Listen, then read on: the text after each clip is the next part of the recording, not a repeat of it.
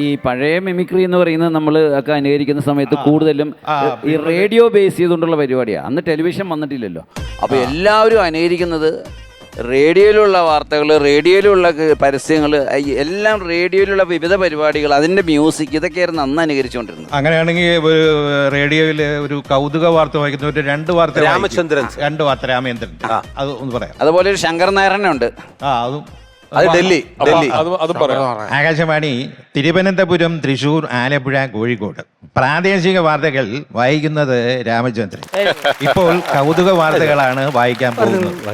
പച്ചരിയിൽ പച്ചമരുന്ന് ചേർത്ത് വിറ്റത് പച്ചക്കറി പാച്ചുവിനെ പട്ടം പോലീസ് അറസ്റ്റ് ചെയ്തു. പച്ചക്കറി പാച്ചുവിനെ 10 ദിവസം റിമാൻഡിൽ വയ്ക്കുവാൻ പോലീസ് ഉത്തരവായി. സ്വന്തം എന്ന പദത്തിനും ബന്ധമെന്ന പദത്തിനും യാതൊരു അർത്ഥവുമില്ലെന്ന് സുപ്രസിദ്ധ മലയാള ഗാനരചയിതാവ് ശ്രീകുമാരൻ തമ്പി കണ്ടുപിടിച്ചിരിക്കുന്നു. തമ്പിയുടെ നിർദ്ദേശത്തെ മാനിച്ചുകൊണ്ട് ഈ പദങ്ങൾ മലയാള ഭാഷയിൽ നിന്നും പൂർണ്ണമായി ഒഴിവാക്കാൻ ആലോചിക്കുന്നു. കൗതുക വാർത്തകളാണ് നിങ്ങൾ കേട്ടുകൊണ്ടിരിക്കുന്നത്. പ്രസാദേട്ടാ, അടിപൊളി. പ്രസാദേട്ടാ, ഈ അന്ന് ഈ താല്പര്യമില്ലാത്ത രീതിയിൽ വാർത്ത വായിക്കുന്ന ഒരാളുണ്ടല്ലോ, പ്രതാപൻ ചേട്ടൻ. ആകാശവാണി വാർത്തകൾ വായിക്കുന്നത് പ്രതാപൻ.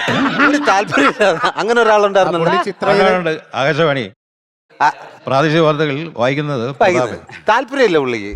പുള്ളി ചിത്രഗീതം രാജ്യത്ത് തങ്ങൾ അങ്ങോട്ടും സത്യപരം സൃഷ്ടിക്കുന്നു. അല്ല, അന്ന് ഈ വാർത്ത കേൾക്കുമ്പോഴേ സുരാജേ, അന്ന് വാർത്ത വായിക്കുമ്പോ നമ്മൾ ഈ ഡൽഹിയിൽ നിന്ന് റിലേ വരുന്നത്, അപ്പൊ ഈ ശബ്ദം പകുതി നമ്മൾ കേൾക്കുള്ളൂ. അത് സത്യചന്ദ്രൻ സാറ്, ഡൽഹി. അതുപോലെ ശങ്കർ നാരായണൻ എന്ന് പറഞ്ഞ സുഹൃത്തുണ്ട്. അപ്പൊ അദ്ദേഹം വാർത്ത വായിക്കുമ്പം ആകാശവാണി വാർത്തകൾ വായിക്കുന്നത് ശങ്കർ നാരായണൻ. 7 ദിവസത്തെ വിദേശ പര്യടനത്തിന് ശേഷം ഇന്ത്യൻ പ്രധാനമന്ത്രി ശ്രീമതി ഇന്ദിരാഗാന്ധി പാലാ വിമാനത്താവളത്തിലെത്തുകയുണ്ടായി. വിമാനത്താവളത്തിൽ ഒരു ഒപ്പിച്ച സ്വീകരണം തന്നെയാണ് ശ്രീമതി ഇന്ദിരാഗാന്ധിക്ക് ലഭിച്ചത്. ഇങ്ങനെ വാർത്തകൾ വായിക്കുന്ന ഈ ശങ്കർ നാരായണന് ഈ സ്കൂൾ കാലഘട്ടത്തിലെ മിമിക്രിയാണ് കേട്ടോ. പെട്ടെന്നൊരു ദിവസം വാർത്ത വായിക്കാൻ ചെന്ന് കഴിഞ്ഞപ്പം അദ്ദേഹത്തിന് വയറുവേദന വന്നു. വയറുവേദന വന്ന ഉടനെ തന്നെ അദ്ദേഹത്തിന് ആശുപത്രിയിലാക്കി. കാരണം 8 മണിക്ക് വാർത്ത വായിക്കണം, 7 മണിയായി. അപ്പോൾ ഉടനെ ഡോക്ടർ ഒന്ന് ചോദിച്ചു, ശങ്കർ നാരായണൻ സാർ എന്ത് സംഭവിച്ചു എന്ന് ചോദിച്ചു. ഇന്ന് രാവിലെ അടിവയറ്റിൽ ഒരു വേദന തുടങ്ങി, അത് മുകളിലേക്കും പിന്നീട് താഴേക്കും സംഭവിച്ചു. അപ്പൊ അല്ല, എന്താ നിങ്ങൾ വല്ലതും കഴിച്ചോ, അനാവശ്യമായിട്ട് വല്ലതും കഴിച്ചോ? ഇന്നലെ രാത്രി സാധാരണയായി കറ്റി പയറും കഴിക്കുന്നതിന് പകരം ചില്ലി ചിക്കനും ചില്ലി ബ്രോസ്റ്റും ചില്ലി ചപ്പാത്തിയുമാണ് കഴിച്ചത്. കയ്യിൽ ചില്ലിക്കാശ് പോലും ഉണ്ടായിരുന്നില്ല. ഇത് അന്നത്തെ കാലഘട്ടത്തിൽ ഭയങ്കരമായിട്ട് ചിരിക്കുമായിരുന്നു. കാരണം ഈ വാർത്ത സ്ഥിരം നമ്മൾ കേട്ടോണ്ടിരിക്കുക. കേട്ടില്ലെങ്കിൽ കുറെ ഭാഗം കേൾക്കാൻ പറ്റൂല. ഞങ്ങൾക്ക് മനസ്സിലാക്കാൻ പറ്റിയത് ഇപ്പോഴല്ലേ? വാർത്ത അവതരിപ്പിച്ചുകൊണ്ട് രണ്ടാമത് നമുക്ക് മനസ്സിലാക്കാൻ പറ്റിയത്. എത്ര വർഷത്തെ എക്സ്പീരിയൻസ്? 50 വർഷത്തിൽ മേലെയായി. 51 വർഷമായി സിറാജ്.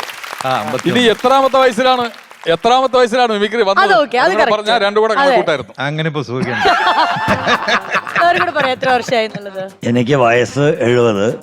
ഞാൻ എൻ്റെ 1961 ഫസ്റ്റ് മിമിക്രി കാണുന്നത്. അത് സന്താനം ചന്ദ്രു എന്ന തമിഴ്നാട്ടുകാരെ പ്രസാദ്ജി പേര് പറഞ്ഞു. ഞാൻ കണ്ടത് എൻ്റെ 6ാമത്തെ വയസ്സിൽ സന്താനം ചന്ദ്രു. അന്ന് മിമിക്രി എന്ന് പറയില്ല, വികടക്കച്ചേരി എന്നേ പറയുള്ളൂ. അതെന്നാണ് ഞാൻ തുടങ്ങി. 1972 സെപ്റ്റംബർ 13 ഞാൻ ആദ്യമായിട്ട് അരങ്ങേറിയത്. ഞാൻ 1974 കൊല്ലത്ത് SM കോളേജിൽ പഠിക്കുമ്പോഴാണ് മിമിക്രി ചെയ്തത്. പക്ഷെ അന്ന് മിമിക്രി, എൻ്റെ അഭിപ്രായത്തിൽ മിമിക്രി പ്രചാരത്തിലില്ല.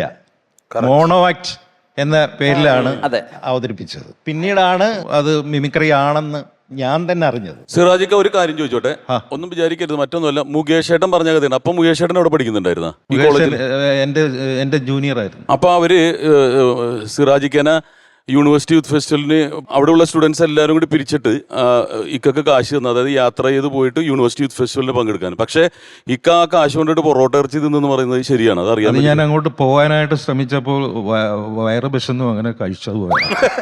അല്ല, അതല്ല സംഭവം. ശരിക്കും പറഞ്ഞാൽ അതല്ല, എനിക്ക് അവിടെ എത്താൻ പറ്റിയില്ല. വീട്ടില് നീ പോണ്ടെന്നൊക്കെ പറഞ്ഞു.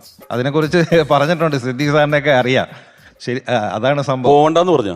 മോണോ ആക്ടിന് എനിക്ക് കോളേജിൽ നിന്ന് അങ്ങനെ സെലക്ഷൻ കിട്ടിയായിരുന്നു. അല്ല, പൊറോട്ട ഇറച്ചി നിന്നാ നിനക്കിപ്പോ എന്താ?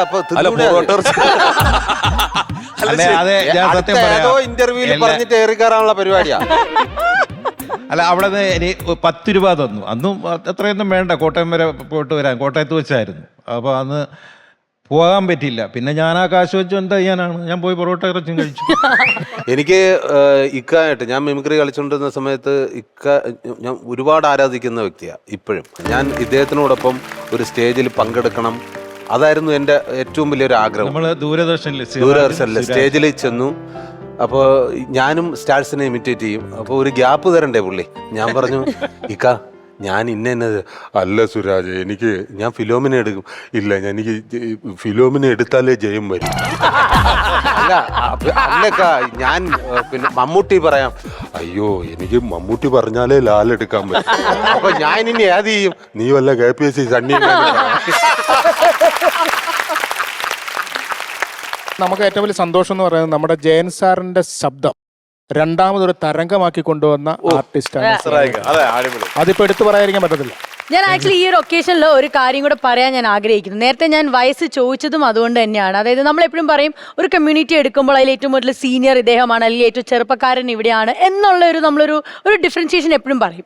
നമ്മുടെ ഈ വേദിയിൽ കോമഡി മാസ്റ്റേഴ്സ് എന്ന് പറയുന്ന ഷോയിൽ നിങ്ങളുടെ ഇടയിലേക്ക് വരാൻ പോകുന്ന ഒരു ചെറിയ കലാകാരനുണ്ട്, അതായത് യങ് ആയിട്ടുള്ളത്.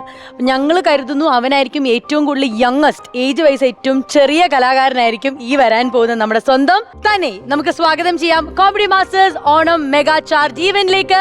തനെ കുട്ടാ,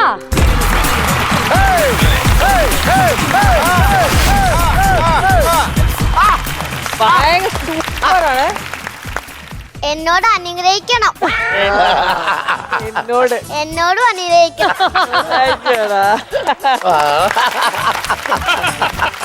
അങ്ങനെയാണ് ഞങ്ങളോടും അനുഗ്രഹിക്കണം.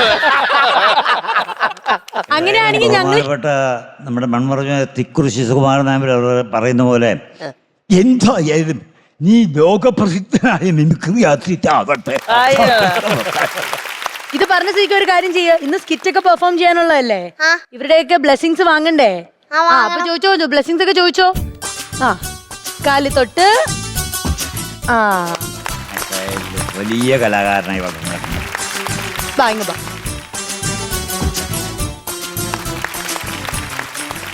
തനി 1ാം ക്ലാസ്സിലാണ് പഠിക്കുന്നത്. ഒരുപാട് ആഗ്രഹിച്ചാണ് നമ്മുടെ കോമഡി മാസ്റ്റേഴ്സിന്റെ വേദിയിൽ വന്നത്. അതും ഈ ഒരു ഫ്ലോറിൽ നിന്ന് കോമ്പറ്റീഷനിൽ പങ്കെടുക്കാൻ വേണ്ടിയാണ് നമ്മുടെ കുഞ്ഞിവിടം വരെ എത്തിയിരിക്കുന്നത്.